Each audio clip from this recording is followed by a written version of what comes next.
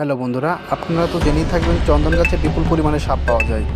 কিন্তু আপনি কি কখনো ভেবে দেখেছেন চন্দন গাছকে কেন এত সাপ পছন্দ করে? আমাদের আজকের ভিডিও সাপগুলো কিভাবে আরামে থাকতে পারে। তো চলুন দেরি না করে শুরু করা যাক। তাহলে দেরি না করে আজই জ্ঞানের দিগন্ত চ্যানেলটি সাবস্ক্রাইব করুন।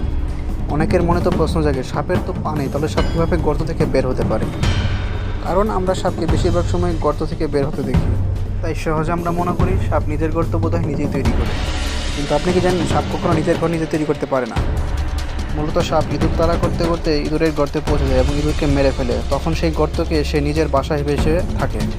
কেননা সাপ সেই গর্তের মালিককে খেয়ে ফেলেছে, তাই সাপ সেই গর্তে নিজেই থাকা শুরু করে দেয়। তো চলুন শুরু করা যাক। আচ্ছা, সাপ কি শুনতে পায়? তাহলে এদের তো কান নেই, এরা কীভাবে তাহলে শোনে? আপনি ভাবছেন সাপ যদি শুনতে না পায় তাহলে শব্দের প্রতি তাহলে কীভাবে এরা এত রিয়েক্ট করে? চলুন এবারের রহস্য উন্মোচন করি। সাপের চোয়ালে এক বিশেষ প্রকারের হাড় থাকে, যাকে কর্ডেট বোনও বলা হয়ে থাকে। সাপ এই হাড় দিয়েই যে কোনো শব্দ অনুধাবন করতে পারে। বলা হয় এই হাড় কানের বিকল্প হিসেবে কাজ করে। সাপ সেই হাড় দিয়ে সামনে কোনো কিছু অবস্থান বুঝতে পারে। এরপর সাপ শত্রু নাকি শিকারী সেটা তার জিভ দিয়ে ডিটেক্ট করতে পারে। মুখের সামনে দুটি ছিদ্র বলে দেয় সামনে থাকা প্রাণীর আকার আয়তন কত বড়। আপনি কি জানেন সাপটা কীভাবে খোলস পরিবর্তন করে? পৃথিবীতে হাজার হাজার সাপ বছরে 4 থেকে 5 বার তার খোলস পরিবর্তন করে থাকে। আর এর প্রধান কারণ হলো সাপ প্রতিনিয়ত বড় হতে থাকে। কারণ সাপের তুলনায় সাপের খোলস বৃদ্ধি পায় না, তাই সে তার খোলস পরিবর্তন করে ফেলে। কেননা খোলস পরিবর্তন না করলে তার চামড়া অনেক টাইট হয়ে যাবে, তাই সে তার খোলস দ্রুত পরিবর্তন করে ফেলে। এই প্রক্রিয়ার জন্য সাপকে একটু ভিন্ন রকম দেখা যায় যখন তার খোলস পরিবর্তন করে ফেলে।